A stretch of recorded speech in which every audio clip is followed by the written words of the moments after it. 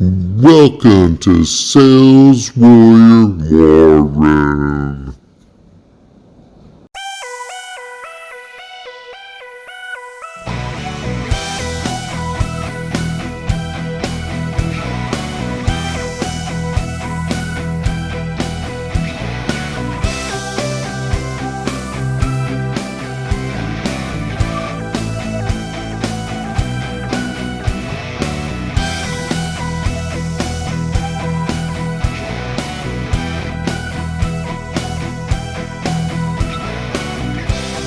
Hey everybody, welcome to another episode of Sales Warrior War Room. Really excited tonight. We have a special guest, Kelsey O'Neal. She brings a really special talent to Sales Warrior War Room. I would best describe Kelsey as a sales matchmaker. And we're going to let Kelsey tell us all about what that entails. But Kelsey, say hello to everybody in the Sales Warrior War Room. Hey, y'all. Thank you so much for having me here, John. I appreciate it. Yeah, so I got into sales actually originally through fundraising, enrolling people into a mission and vision, and didn't even know I was in sales, but I was great at it, loved it. Everyone else that was on our team complained about it. I was like, I don't understand.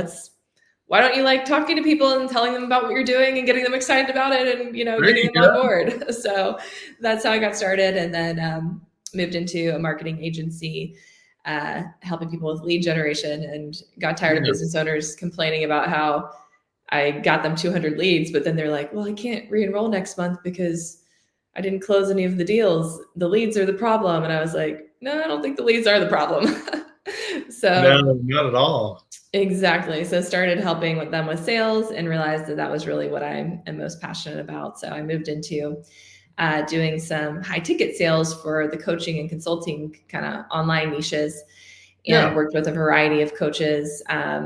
Did some event sales for people like Grant Cardone and Dean Graziosi and Brooke Castillo, some bigger names that some people might know, but that led to the recruiting agency. So I am a natural networker and connector, and started a group of women in sales. And I've always just been connecting people, just is what I do. And so people started asking me, business owners started asking me to hire sales reps. And I was like, maybe I should get paid for this. So that's what I've been doing the last 5 years, is helping business owners find their perfect sales hires and helping them grow their teams. That's fantastic. I mean, I used to hire salespeople in other sales gigs that I had, and I currently have a little team of salespeople that work for me. And what I find is it's hard to find good sales folks, right? A lot of people say they're good sales folks, but it's really, really hard to find good ones. So having somebody like you with that type of expertise, but anyway, what you're doing is a huge service for people in business and in sales business. It's hard to find good salespeople. Wouldn't you agree? Thank you. Yeah. It's not hard for me, but it's hard for the average business owner for sure. So I think, people always say that, and it is because a lot of people hire, was it you who said, someone said recently, they were like, people typically hire for charisma versus, skills, and really being able to assess the quality of a candidate.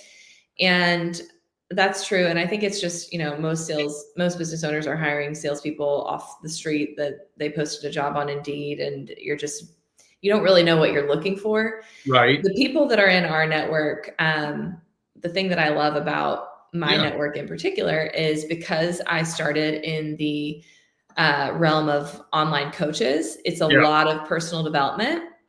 And so the people that are in my network are salespeople who have invested $5 to $10K or maybe more in hiring a sales trainer on their own dime to invest in learning the skill of sales and moving into being a sales rep. Or they invested in Tony Robbins and their mindset, their personal development, they're totally personal development, growth mindset junkies.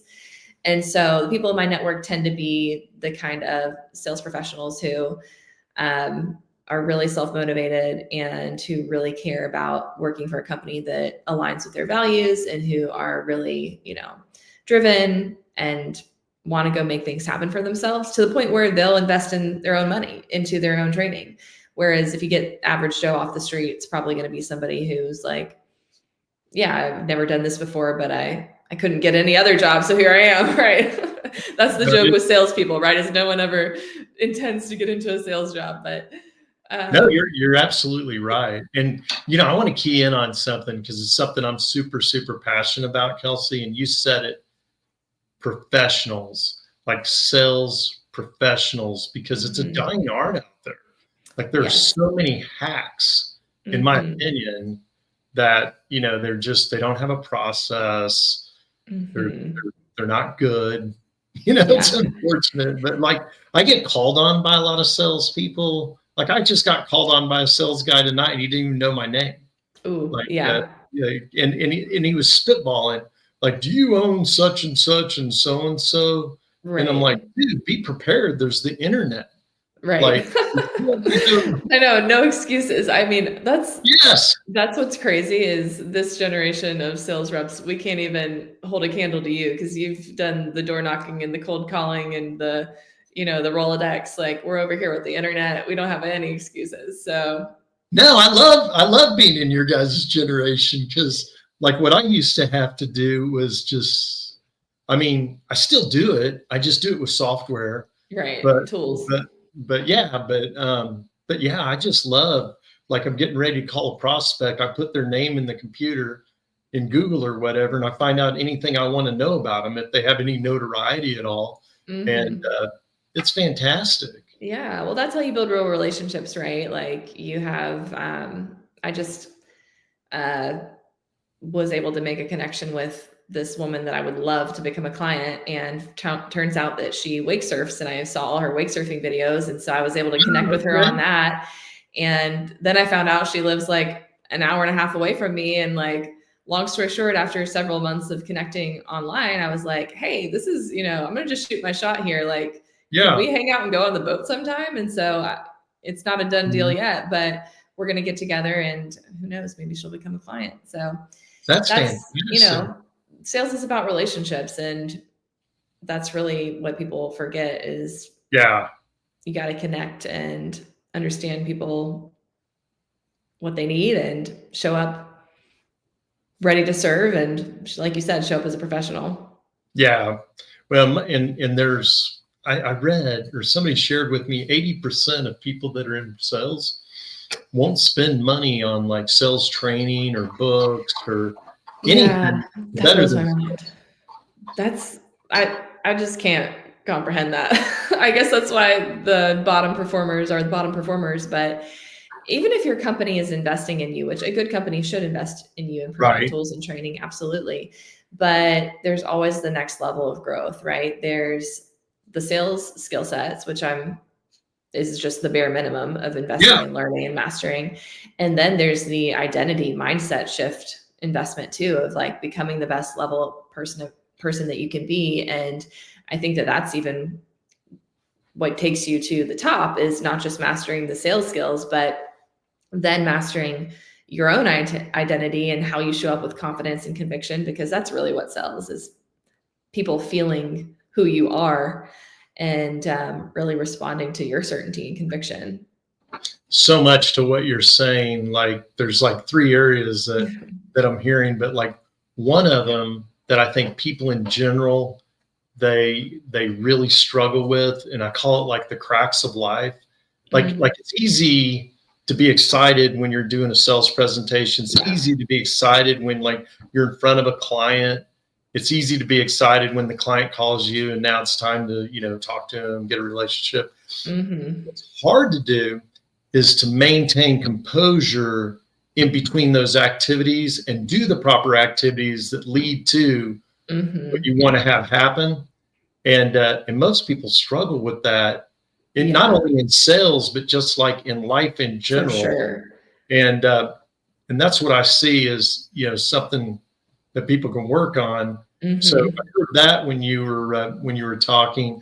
The other thing that I heard that I thought was interesting was I agree with you. You were talking about you have to identify what somebody needs, and you have to relate to them.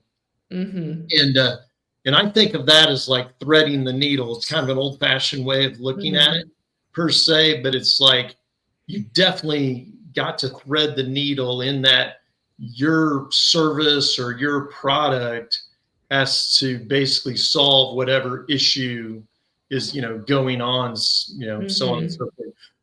But Yeah, you're absolutely. right. And you said it, relationship. Like that's lost on so many sales managers because, they take a client or a customer from one person, give it to another person. And then the client feels like they're going through a divorce. Right. Yeah. They That's didn't something ask that for it, right? I'm curious your input on that, because that's something that I go back and forth on. So, there's the setter closer model, and then there's the end-to-end sales rep model. And I was just thinking about that. I was listening to a sales rep the other day on the phone, and he's a setter. He developed such strong rapport. He did such a good job building relationship and explaining the basics of the product. Yeah. And they were really vibing, and then he's like, okay, cool. I'll set you up with our senior advisor for him to take you through the rest of the process. And I was like, dang, I don't know if that's the right move there, because now you're starting over from zero. Like, I get it, because it's like the setter can specialize and have one focus of setting appointments. The closer can, but I don't know. I think the end-to-end has a lot more merit because you really get to develop that relationship. Well, and there are ways to manage through that I try to teach people that work for me in order to bridge that gap for the handoff so that the handoff is smooth. Yeah. And it's very simple. It's simple language. Like, well, Bob shared with me that you like to fish and blah, blah, blah. And I know Bob likes to fish. Bob's such a great guy. And you just kind of like jump on whatever rapport they had going. Yeah. And then another thing that you can do, and this is something that I teach, is that, Bob and I, we've known each other 8 years. Bob is such a great guy. I mean, we go to lunch all the time together. I know he's an avid fisherman. Did he tell you about such and so? And if they're really tied together, and like a setter, I don't know how tied together they would be. Right. But like, say somebody that had been working with the customer for 5-7 years, and then they get handed off. It's like, you know what? Anything important happens in their life, like they have a child or they get remarried, anything at all, like I'll let you know what's going on. And I'll let them know you said hello too. Then they feel like they're still like there's a divorce going on, but it's an amiable divorce. Yeah. Yeah. I think that's important.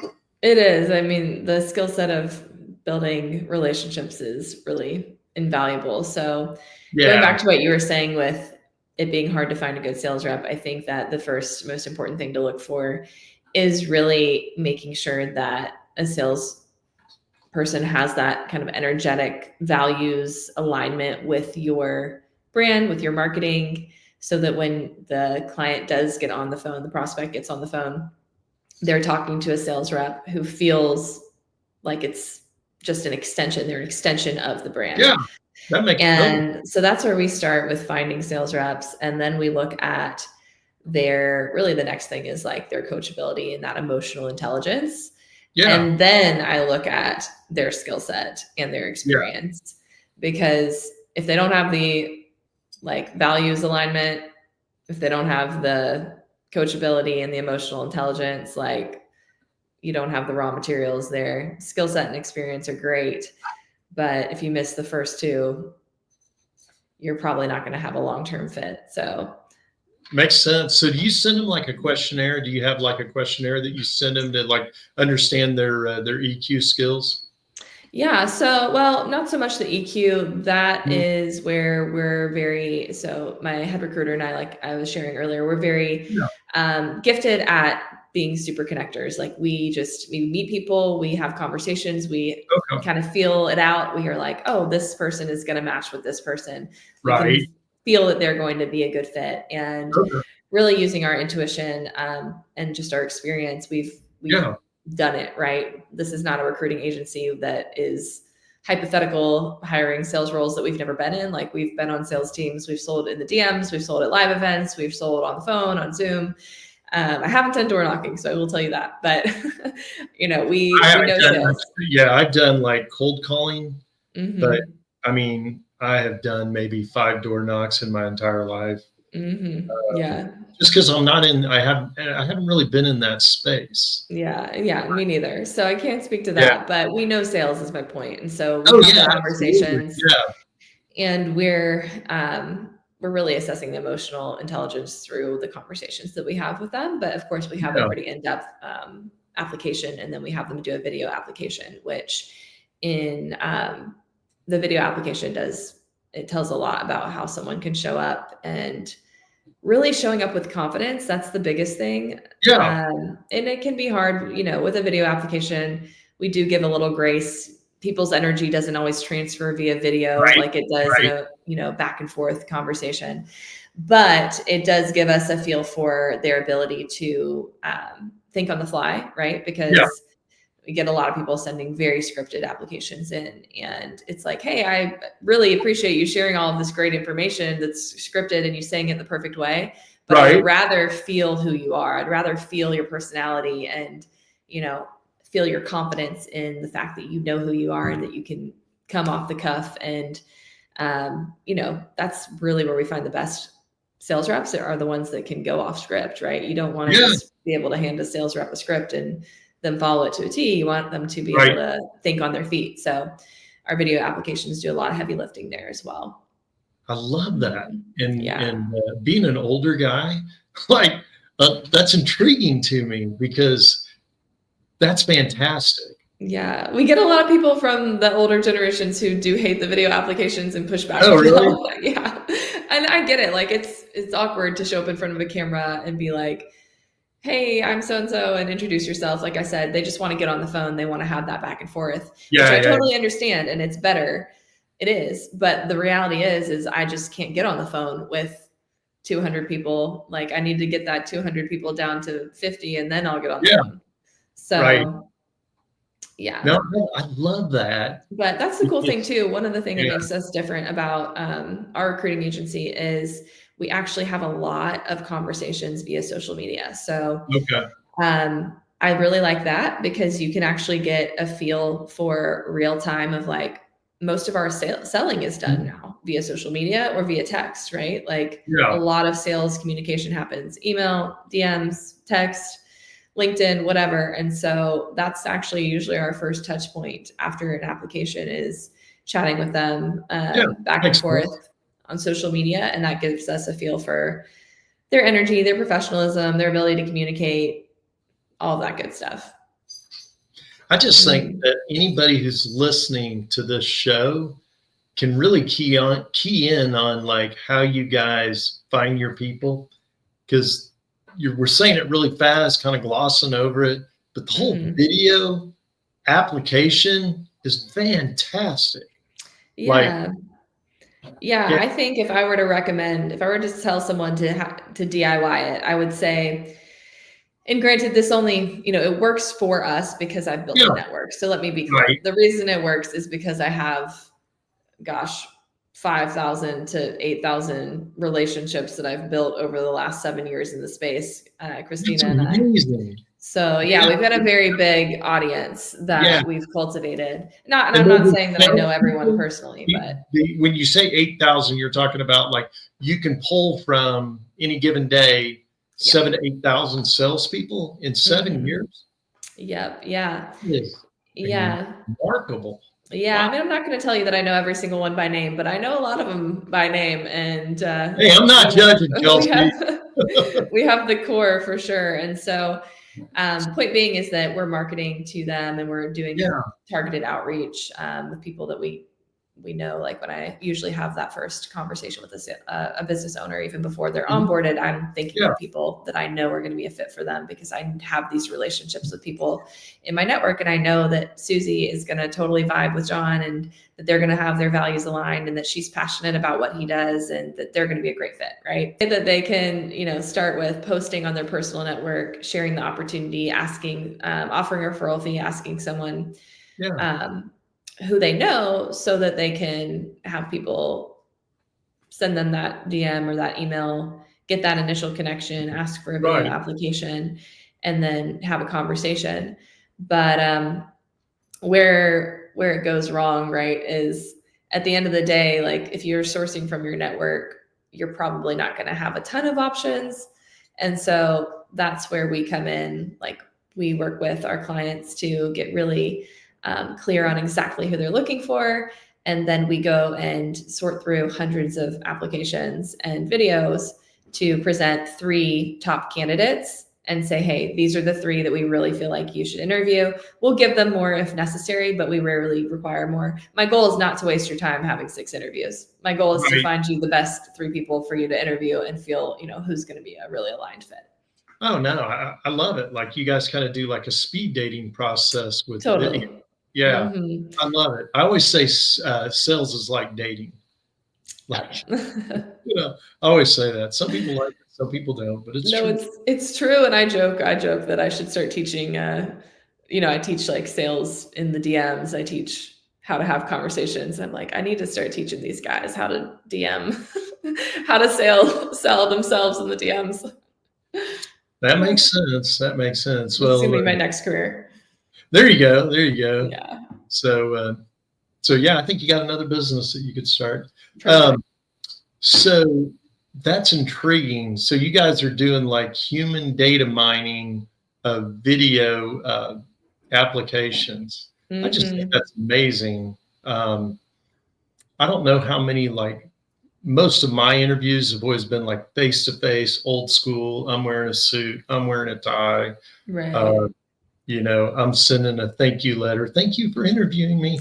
Yeah. No, now these days it's usually video application, Zoom interviews, follow-up email. So similar, but yeah.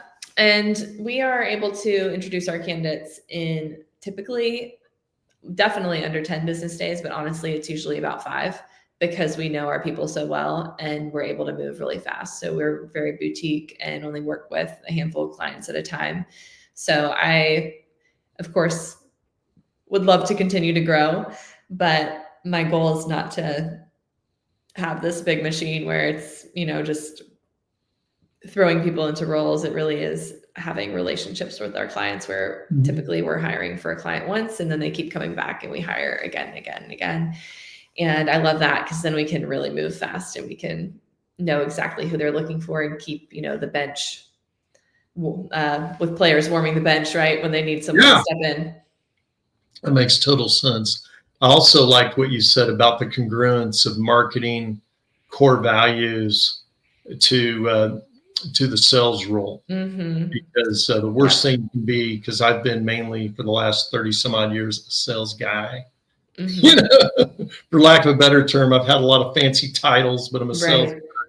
And when you think about congruence and when it's incongruent, like their core values don't match your core values, their marketing doesn't align with like how you think the marketing should be.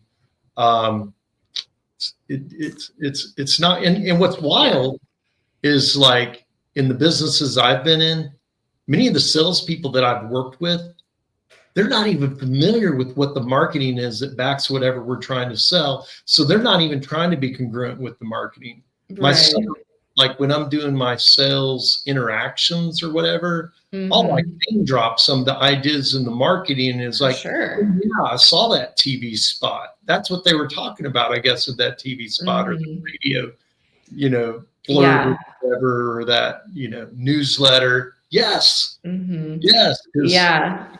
Marketing supports sales, but only if sales supports marketing and vice versa. They're not supposed to be, paddling different directions. Yeah, no, I think that is what really sets top performers apart too, is having an understanding of not only sales psychology, but marketing psychology, because marketing and sales psychology they're pretty much the same thing, but you have to understand the marketing process and really the entire customer journey, right? Like if you're only understanding this part when they come to you and you're forgetting about everything that led up to them, then you're not really understanding the entire customer journey, because sales absolutely starts with the marketing. Oh, without a and doubt. you want Yeah, to I mean, be that's one of the congruent. salesperson. One of the best things you can ask is, "How did you hear about us?" Totally. Or, do you know anybody else that's using us? Because then you don't have to, give a big value statement. They can give their own value statement. Right. It's a lot Yeah. better than anything you could say. Totally. Yeah. Yeah. One of my first sales mentors, he was like, anything that you say is a lie and whatever the prospect says is true. So, he was just reminding me like, don't tell them, don't talk to them, don't talk at them, ask them questions and let them tell you, because you convincing them never works, right? Like, it's not about convincing anyone. Let me tell you how great this is. They do not care. You need to ask questions and then let them tell you why it's a good fit and why it's great. Absolutely. I believe that wholeheartedly. Something else I'm Mhm. really passionate about is letting them discover the benefit of working with you, Exactly. whatever it is. Hmm. Whether it be a product, a service, doesn't matter, but they have to discover it. Um, Salesperson can only kind of trigger it, but they have to discover it.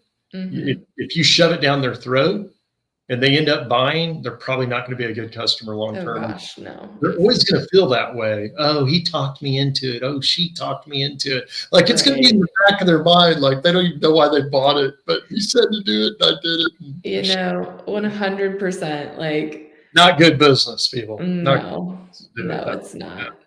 And people only, well, it depends on the offer, but they're going to get a way better result, especially if it's something like coaching where they have to take ownership, or, Right. a consulting offer where they have to be a part of it. Like, they've got to have 100% buy-in for them to get the result they want. So, Oh, without a doubt. Yeah. Could mhm. not agree more.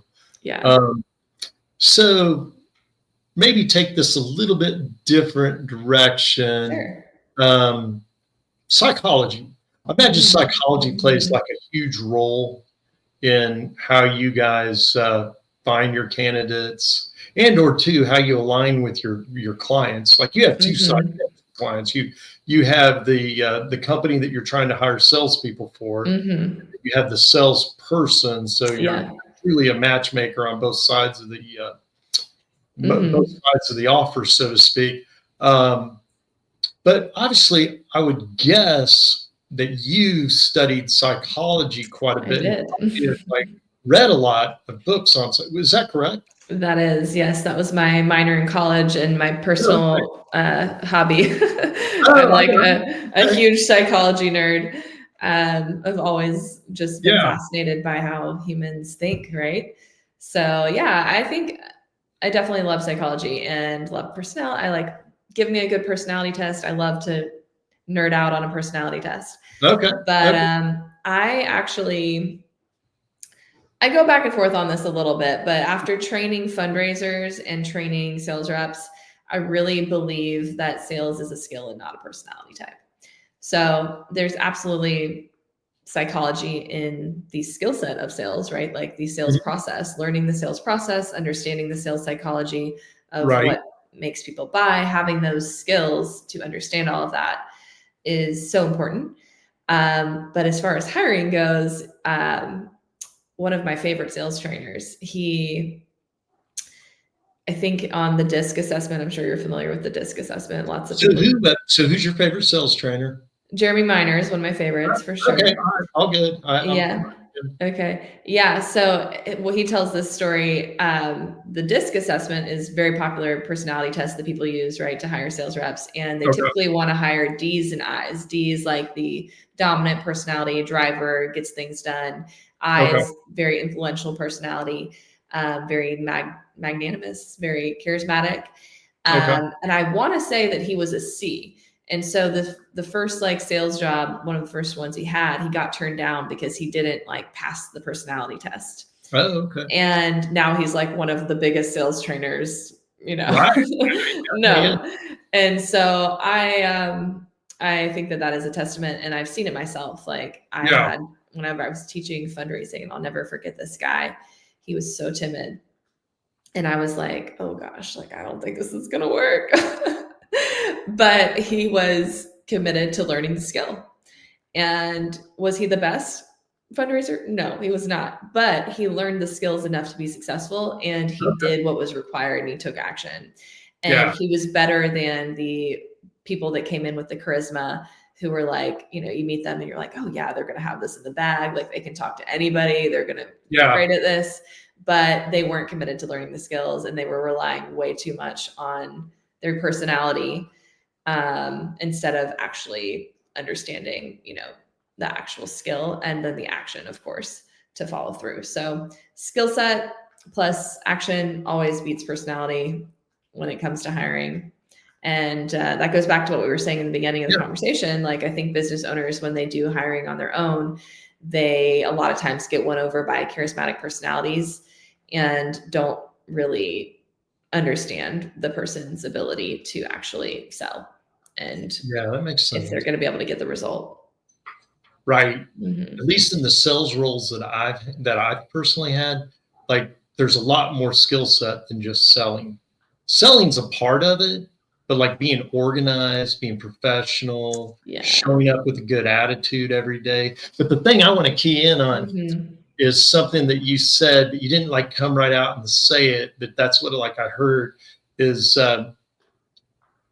you would rather have somebody that is coachable and somebody that's not like living on the merits of their own ego. Like 100%. Somebody, yeah. So, I mean, I see that all the time. I used to hire salespeople, and I had a kid that was working for me. This was years ago. And I mean, he was a dynamo. Did he have a lot of people skills? Not really, but the kid was like so energetic. People couldn't help but buy from him. Like, I have a friend like that. Like they were just trying to like be with him because he was so energetic, and didn't want to tell that kid no. It was just like a 5-year-old, and you're going to take his toy away. I mean, everybody wanted to play his game. It was awesome. Right. But those are rare. And then I know. You can have that for sure. And you can have all charisma and not really have the skill. It does work, but it's not, that's also different than ego, right? Like, right. But like what you're saying is like a lot of times people with a lot of like natural abilities, their ego's so big that they might not even listen to best practices and learn those skill sets that you're talking about, that the person that you mentioned that you thought was kind of timid actually spent time learning those skill sets and probably became a better performer. Maybe he had to work harder. He did have to work harder. But at the end of the day, an owner that hires salespeople, they want a hard worker that's coachable, that can execute on, the KPIs, so on and so forth. So yeah, I can see that. You're talking about a person. I had a guy working for me. I actually had to let him go. This was years ago too. And it's because he wasn't closing the customers. Like he was telling them, like, this is what you get, this is how much it costs, and blah, blah, blah, blah, blah, blah. Oh no. And customers were having to call us back and say, Bob never let us buy. My God. And Bob never let us buy. And we couldn't ever get him to like get that, like just break through that barrier. It was I've been on calls like that before where I was like, okay, so do you have something I can buy? Because I'd like to buy it. Yeah. Right. Yeah, it's interesting. It really is. But I love sales. That's why I love sales, because it's human interaction, it's influence, it's leadership, it's connection, it's service, right? It's really helping people overcome problems. It's helping people. Not always depending on what you're selling, but I love selling the coaching space because it's really helping people align with their highest identity and their potential of making their dreams come true. So sales is a lot of fun. I hate that it gets such a bad rap. I do too. Like, that's kind of sad that it gets such a bad rap. I'm trying to change that. That's like that's my next life goal, is to raise what being a salesperson is in terms of from a hierarchy in society, so to speak, Mm-hmm. Like, it's like England has a lot of like lower class, middle class, upper class. I think salespeople would be considered to be like, in Liverpool or something. They're Yeah, not right. Londoners. Salespeople aren't considered Londoners. Right. Well, it's not like a career path either, right? Like I wish someone had told me that when I was in college, like that sales was a career path, and no one tells you that. They're like, no one's like, yeah, the career you should consider sales. How I got into sales, Kelsey, I was a professional purchaser for an advertising company in downtown Dallas. And when I was doing it, salespeople were calling on me. They had a better car than I did. They had more money than I did. They had a much better lifestyle than I did. But I had a really cool like job. I had an office and all this stuff. And I was like, that's what clued me in. Hey, John, get into sales. Because I was like, I went to college. I got good grades in college. Yeah.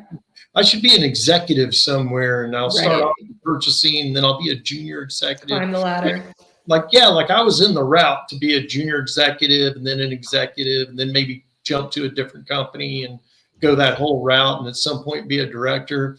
But I was in that purchasing gig and I was like, I am starving, Marvin.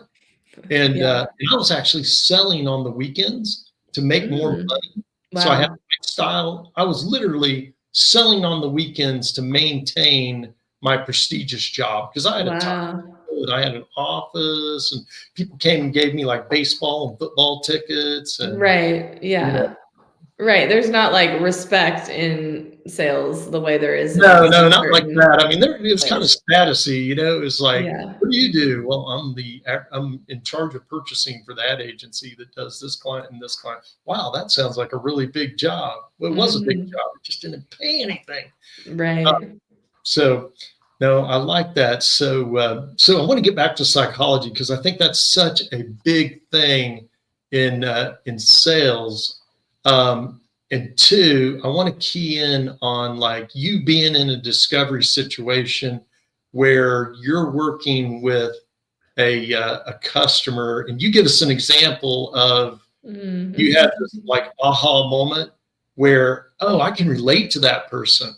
Like obviously you've been in multiple situations. You've mentioned this. You and your partner are master connectors. So you've been in situations where you're like, I can't say it yet, but I know I'm going to totally relate to that person because they just said this, and this, and I know all about this, and this. So like we're going to like really gel well, but I got to be quiet and continue to let that person talk.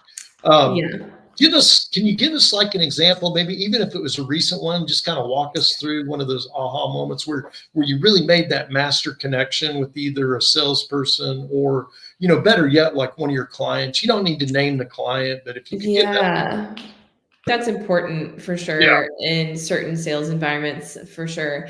The conversations that I have with clients, I have I've sold on a ton of different offers. I'm naturally a curious person, so I know a lot about a lot of different topics. Okay. So I'm always able to make some sort of connection, that discovery of the true, like, all right, what are we here for? And then making sure I can really speak it back to them about helping them connect the dots of why what I have is the best solution. So I like it. So you do active listening, and then you basically relate to the client based upon what their need is by presenting what your product or service is that'll fill that need. But the key is they feel heard. They feel heard, yeah. So they have that trust because they feel heard. If you're listening to them, they feel heard. And then of course you got to have the urgency, right? Of like, why is this important now? Like, what makes you ready to move forward on this? Why now? Why not later? And once we understand that, now we really have the ingredients to make a sale happen. I like it. So, pain resolution. Yeah. What happens if we don't do this? Yeah. Yep. Who's your favorite sales trainer? I'm like many of the people that you have in your database. So I started off with Zig Ziglar. I don't know that I have a favorite. I almost feel like it's religion. Like there's a lot of really good sales trainers and I get something out of all of them. So I'll go through the list. So Zig Ziglar is like really good at helping you understand it from the customer's point of view. Mm-hmm. And he's also really good at teaching a person how to have better self-confidence. I really think that's what Zig Ziglar brings to the table. Like, now Tony Robbins, he's really good at helping you with more of the psychological, motivational, though he hates calling himself a motivation guy. Like, I've learned so much from Tony Robbins over the years. Like, I did all of his stuff multiple times, actually, and continue to listen to Tony Robbins because, like, psychologically, even after doing this over 30 years, it still jazzes me. Me too. Like, in the morning, I'm like, get me a little Tony Robbins going. But yeah, I needed Tony Robbins because Zig Ziglar, I loved him, but he seemed so uneducated. And I tend to be in jobs where I'm working with like highly educated people, doctors, lawyers, big business owners, engineers. I'm hardly ever talking to like somebody that doesn't have some type of special skill set or education. And so there was a lot of goodness with Zig Ziglar, but Tony Robbins really filled a need that wasn't being presented. I also like Brendan Bouchard. I think he brings something to the table. And one of my very favorite sales trainers is Tom Hopkins. And I also like Brian Tracy. But I like Tom Hopkins because he taught me to think about how I'm saying something to a prospect. More so than any other sales trainer. You know, that little slight nuance of, you know, I have some people that are happily involved with me. Not that I have a whole bunch of people that I sold a ton of stuff to and made a big commission check. No, I have some people that are happily involved with me. I like some of his other things that he comes up with, like, all I need you to do is okay here and okay there, and never call it paperwork. You know, the little things. Scary. Don't show up with a briefcase and look like an attorney. Like, he just had so much goodness back in the day. Yeah, it really is the little like tweaks, right? Yeah. There's. For me, those are some of my favorites, and you know, getting something out of Jeremy Minor. I must admit he's younger than me, so I don't know. I'm kind of egotistical that way, but anyway. Hey, I get it. That would make sense. Yeah, absolutely. There's a lot to learn from everyone, and you can take. I think the biggest thing, but one of the bigger mistakes I see people make is when they try to embody. So this is what people typically do with Jeremy Minor specifically, is they'll try to like be Jeremy and like say things the way he says it. And so it's like, that's not going to work. You got to take what he's teaching, understand the psychology of it, and then be you and it be authentic and say it the way you would say it, you know, with your energy and your tonality and cadence.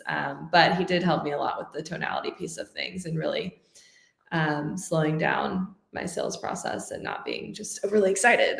So, because that's what I had first thought sales was, is that you just had to be like high energy all the time. So, yeah.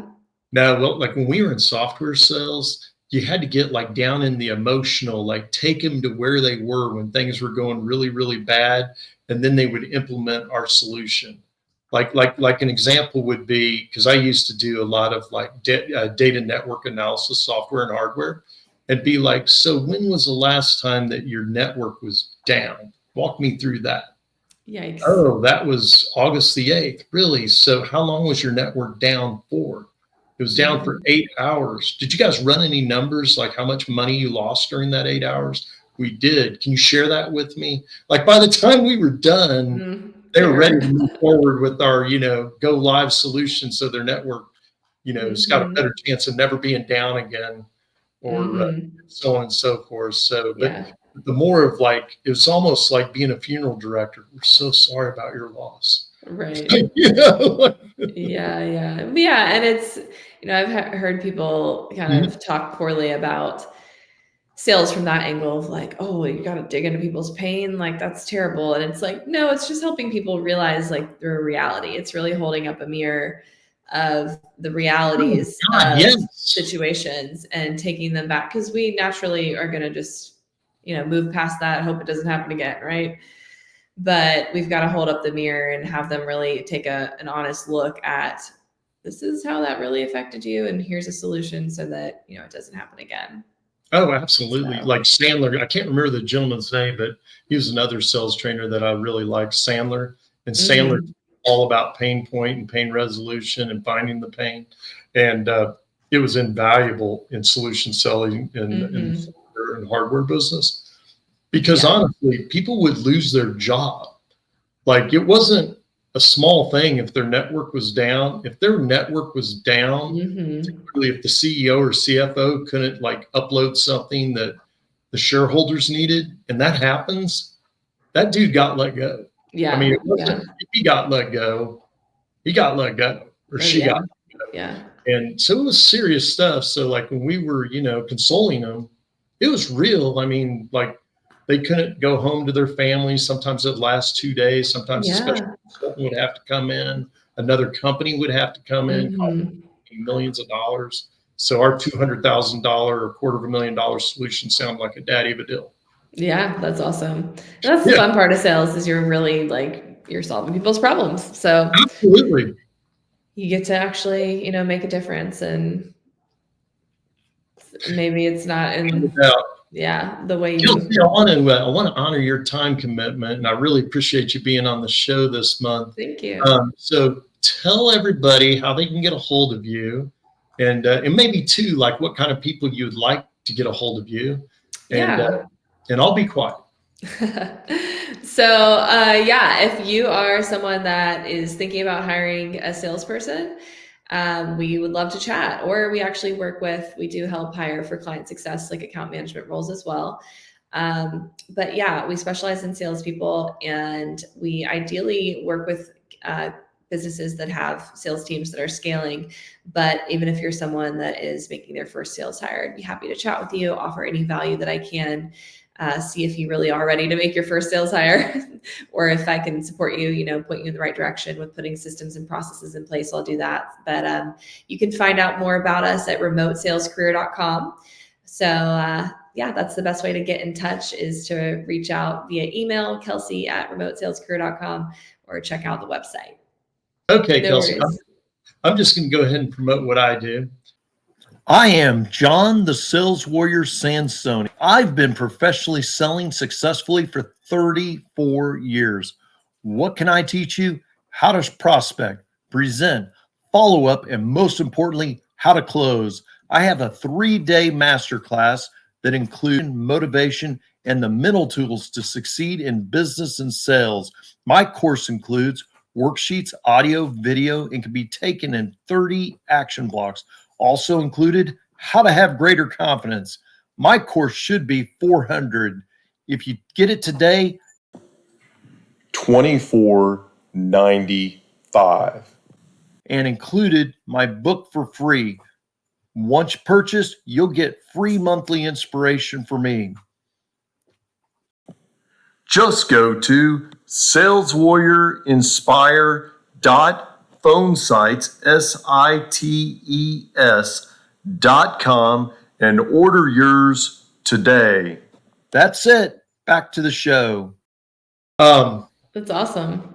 Yeah, it's kind of wild. So any of your people, $25 isn't going to change my life, but it might theirs. Yeah, absolutely. Gosh, sounds like a great investment. Yeah, John, that sounds like an incredible offer. I would love to hear more about your book as well, so I'll have to check that out.